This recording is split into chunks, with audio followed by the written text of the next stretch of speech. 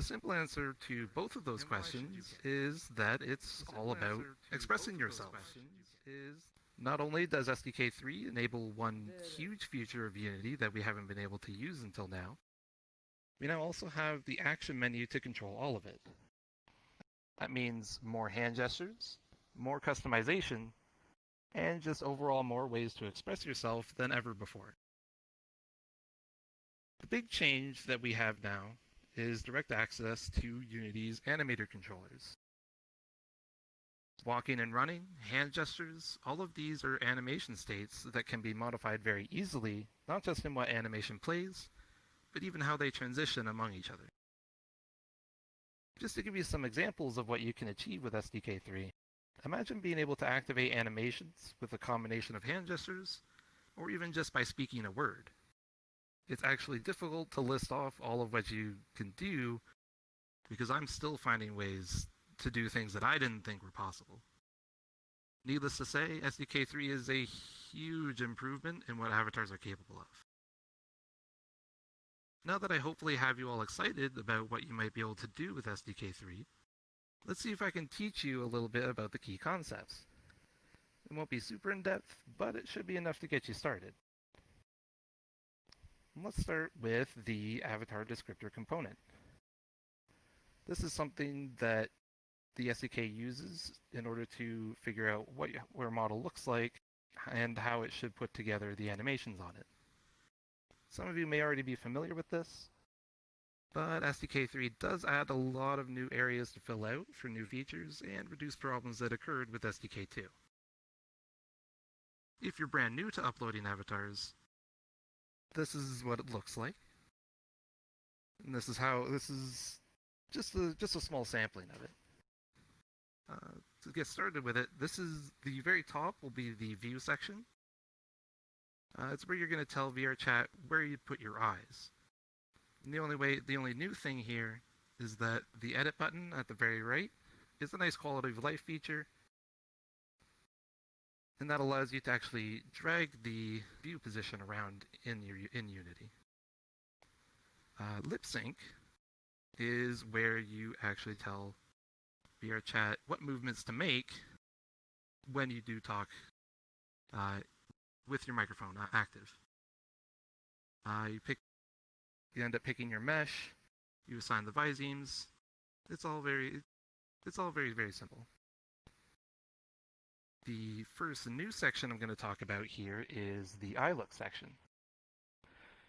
And that allows you to set up how your avatar's eyes work and how will you blink.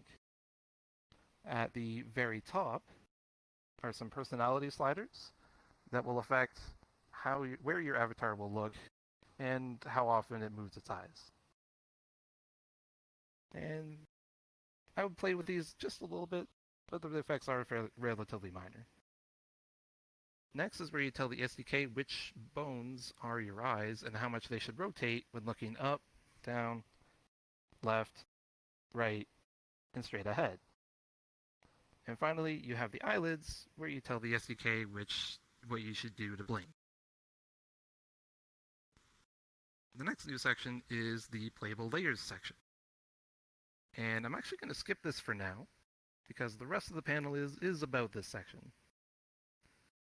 And for the lower body section, this is something you're not likely to touch unless you own full body tracking and a VR treadmill, or you're looking to do something that's a little bit outside of the scope of this panel. Finally, the expression section is where you're going to set up your action menu and your avatar parameters, and I'll cover both of those shortly. Okay, now that we've talked about the rest of the descriptor, let's go back to those playable layers and the Animator Controller. As I said earlier, the Animator Controller is a huge change that SDK3 brought with it, but I'm going to start at the very top and introduce the layers first, and then we'll get into the Animator Controller. So here are the 5 playable layers. As you can see, I've separated them into the 4 transform layers and the 1 non-transform layer. And this distinction is important to make because while it isn't technically enforced per se, putting an animation on the wrong layer may have it act strangely or not work at all. Using the same controller in multiple layers can also cause problems, so please keep it to one layer per controller. So, just a short description on each of these. Starting with the base layer, which is where you put your locomotion animations like walking and running. This is a little bit more involved than it sounds, so if you don't touch this, I don't blame you. The additive layer is for animations you want to overlay onto your base animations like idle movements. However, this layer is a little bit special in that you can only animate humanoid bones. If you want to have an idle tail swish or an ear flick, you're going to want to put that onto the gesture layer. The gesture layer is also for movements relating to hand gestures. Mainly so that if you're not using a valve index, your fingers will still move and make the appropriate finger movements. You should also be putting anything related to the movement animations tied to hand gestures in here. And the action layer is for animations that will override all of the other layers, usually things like emotes. There's some special rules with this one, so I'd highly recommend taking a look at the SDK documents and using the example provided by the SDK to make sure your emotes don't accidentally wreck something. Finally, we have the only non-transform layer, the effects layer. And this is likely the layer that you'll work with the most, because it is the only layer where you should be putting animations that aren't transforms. If your animation moves blend shapes, swaps materials, fiddles with shader settings, or enables or disables an object, or anything else that isn't moving your avatar's bones, it must go in this layer. This might mean you have to split an animation into two parts in order for it to work properly. And it goes without saying, keeping your layers organized makes it much easier to work on and troubleshoot. And now, the moment you've all been waiting for, and I really do believe it deserves this much of an introduction because it really is that big of a thing. So without further ado, here is the Animator Controller. This one is actually relatively simple. All it does is control the addition and removal of some clothing. But that's the beauty of it. You can make some simple things with it, or you can do some really complex things with it. And with it being as approachable as this, I believe anybody can do this stuff. But let me actually describe what you're seeing here. The technical way to describe an animator controller is that it's a set of layered state machines. And if you're not sure what that means, think of it like your avatar is going through a whole bunch of flowcharts at the same time just to figure out what animations should be playing. Each of these layers on the left is a single state machine or a single flowchart. And on the very right, you can see all of the things in that flowchart. Let me actually take a quick step back here, and we're going to start with actually a brand new layer. And the first thing you want to do when you create a new layer is you want to set its weight to 1. You do that by clicking on the gear, and that little menu will open up. This is important because setting a layer's weight to 1 means it will take the full effect of the animations in the layer. I can almost guarantee that everyone here has or will forget to do this at least once, including me. I have definitely forgotten to do it way more than I will admit. If you're 100% sure you got everything set up correctly and your animation still isn't playing, it's probably because you forgot to weight the layer. Now, we have 3 things here. We have the green entry, the red exit, and the blue any state, and every layer will start with these. The entry is where the flowchart begins. and the exit is where the flowchart ends and loops back to the entry. The any state is, I'll get to that in a moment. First, I'm going to right-click and create two empty states. You'll also notice that although I added two states, one is gray, but the other is orange, and connected to the entry point. The orange one is the default state. If there's an animation in here, it will always be the first thing to play. It's functionally the same as the gray one. Unity just highlights it for you so you know it's the default state. And finally, the any state object is special in that it counts as both of these states, or any other number of states that you happen to create. And that's for the purposes of transitioning away from it. Again, I'll get to that in a bit. But all a state really is a container for an animation. It doesn't have to contain an animation, but it usually does. Here's the inspector for the default state we made. And the main things you'll want to look at are the motion and the add behavior button down here. Motion is almost self-explanatory. It's where you're going to insert the animation that you want to play when it reaches this state. I haven't touched most of the other options, but if you figure out what you're doing with those, then by all means. However, I do want to touch on write defaults real quick, because as of the update very recently, just last week, VRChat no longer wants you to use this. It's turned on by default. It might not break anything if you leave it on, but the best practice for this is to turn it off. What that basically means is that if you animate something, you need to also make an animation that undoes the animation that you just did. If you have an animation in state that puts on a piece of clothing, you'll need to have an animation in state that takes it off, similar to our previous example. It's a little extra work, but it makes animating more explicit. And the last thing I want to cover here are the state behaviors, because these are pretty useful to know about and they're quite powerful. I don't want to spend too much time on these because they're somewhat advanced, but they are worth mentioning for further reading. There are 6 state behaviors that you can add. The Animator Layer control allows you to change the weight of a layer in one of your Animator controllers.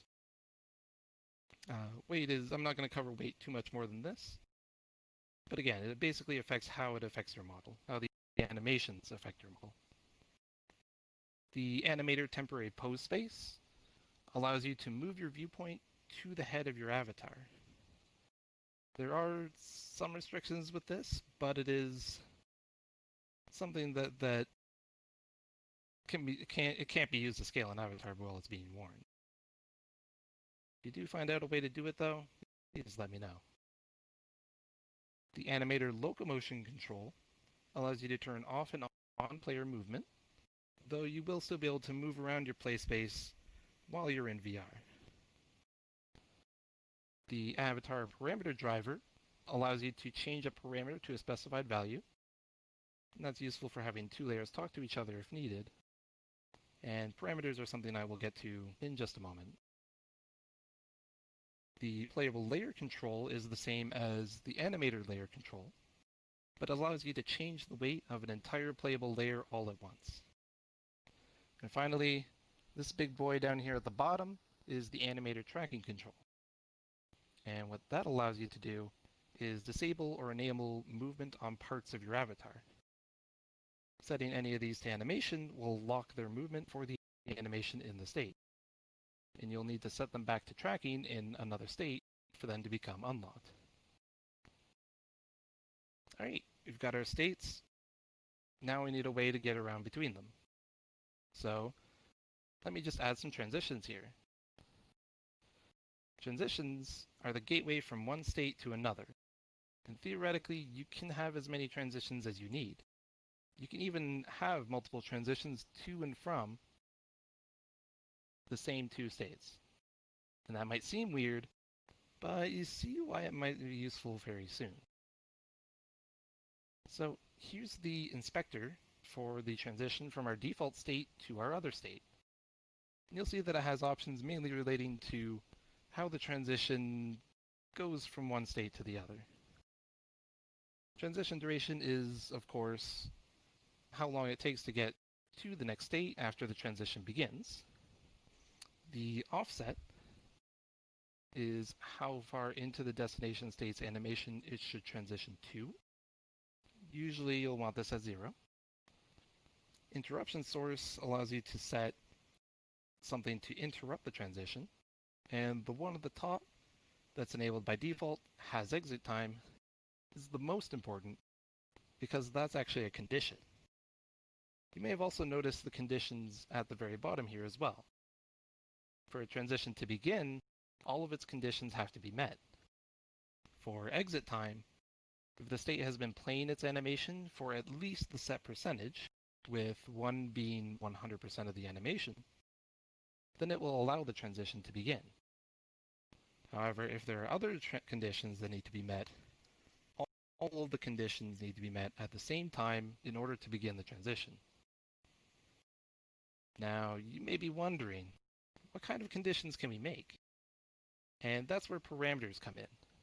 Parameters are like a variable in programming. They consist of a name and a value, either an integer, a decimal number, or a Boolean, true or false. And conditions can look at and compare parameters with set values to figure out where they should begin, or when they should begin. Kind of like an if statement. And while we can provide some of our own custom parameters to work with, the ones you may end up working with the most are the ones provided by VRChat themselves. Here is a full list of all of the ones that we can access right now, and there's a few I do want to mention for being particularly useful or interesting. The Visine parameter displays a number based on which Visine your avatar is displaying at the moment, or what words how you're pronouncing the words. Gesture left and gesture right are there to tell you what gesture you're using with your hands, both the left and right hands, respectively. Mute self actually becomes true if you've got yourself muted, and this is something that came with the update just last week. But I mean, all of these parameters are useful and interesting in some ways, so I would recommend checking out VRChat's documentation for them. I did also mention that you can have custom parameters, and how you add those is through the expression parameters object. It's something custom added by the SDK, so if you right-click in your project files, you'll find that under Create, then VRChat. And here is what it looks like. As you can see, you only get a maximum of 16 parameters in here, and you'll start with the very top 3, because they're used by the default emotes. Keep in mind that the names of the parameters in here and in your Animator controllers need to be exactly the same, even down to the capital letters.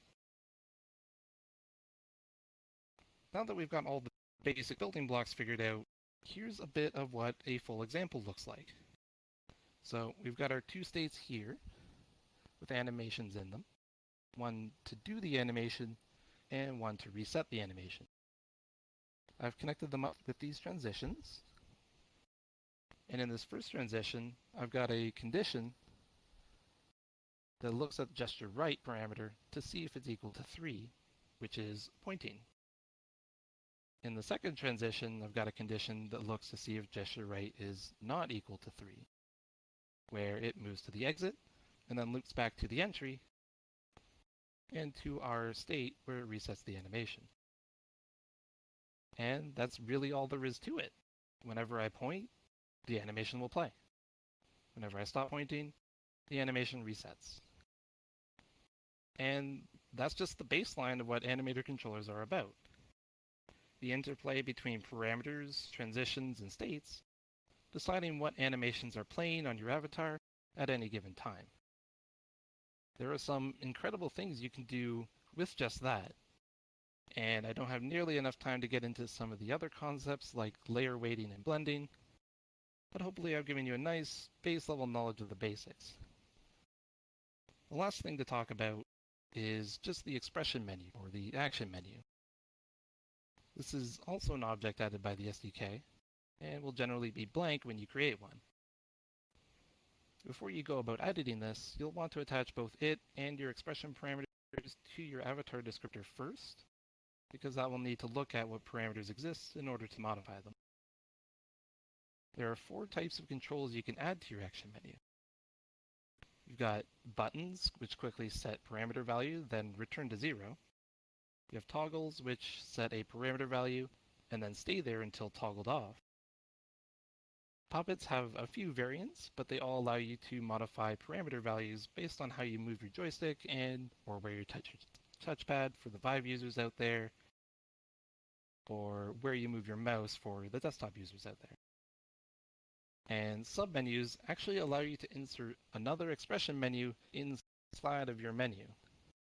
If your action menu gets to be a bit unwieldy, you may consider sorting the actions into submenus. All the options for your menu controls can only use parameters found in your expression parameters object, so again, make sure you do have that set up first. And that about wraps things up. I hope I've given you an adequate foundation that will allow you to create something amazing with Avatars 3.0. I want to thank you all for coming, and I hope you continue to have a great convention. If you do build something, I would absolutely love to see what you make. There's my Twitter and Discord respectively up here. And just to start that off, let me show you what I've made. Or rather, let me point out that my slideshow isn't actually part of the world. This is part of my avatar and made possible because of Avatars 3.0. Some special thanks I'd like to give out, starting with Kinix for helping out with getting the slideshow set up, and to Milo for allowing me to use some of their Griffin's bits and pieces as examples. Thank you very much.